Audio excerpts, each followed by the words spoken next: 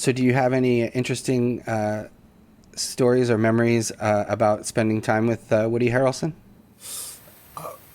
If you've got time, I'll tell you this one of my greatest stories ever. Yeah, perfect.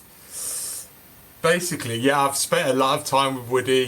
He's flown me over to sort of Ukraine to when he was filming Trans Siberia with Emily Mortimer, I think his name is, and then and Ben Kingsley. I flew over there. I've been over to his place in Maui.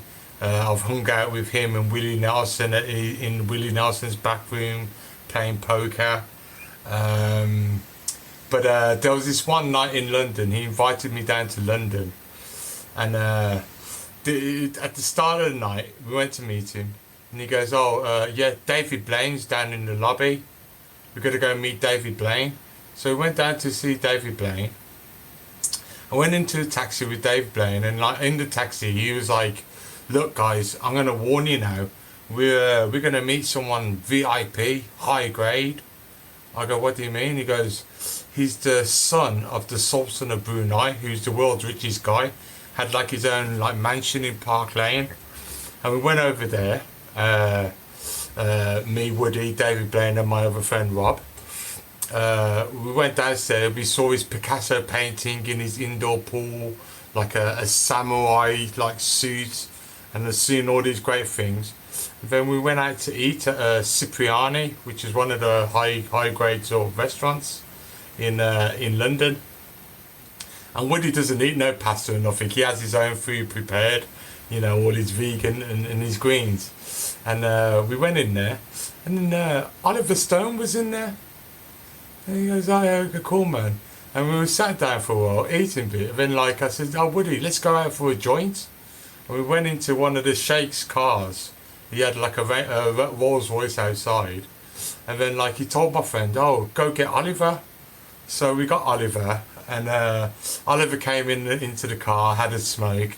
And, like, you could see him texting a few other people as well. Yeah, and, like, he ended up texting Juliette Lewis as well, and Rick Rubin, who was a famous director, music producer, Rick Rubin.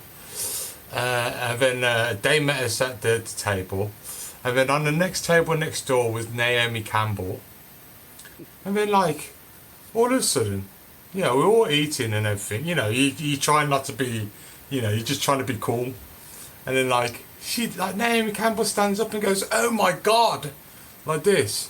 And in comes Jay-Z, Hype Williams, and Chris Martin from Coldplay.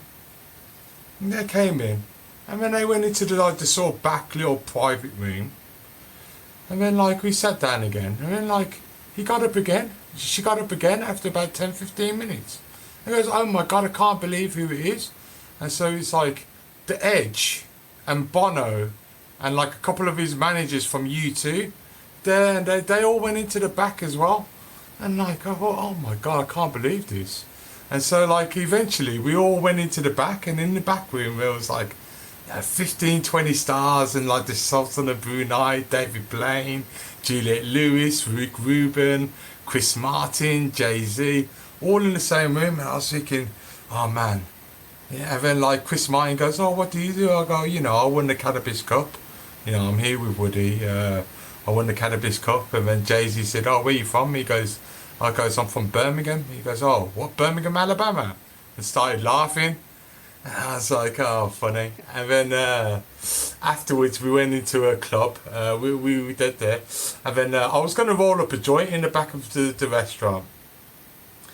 And then I got stopped by U2's management because they said, "Oh, just in case the press wants to take photos, we can't allow that sort of thing."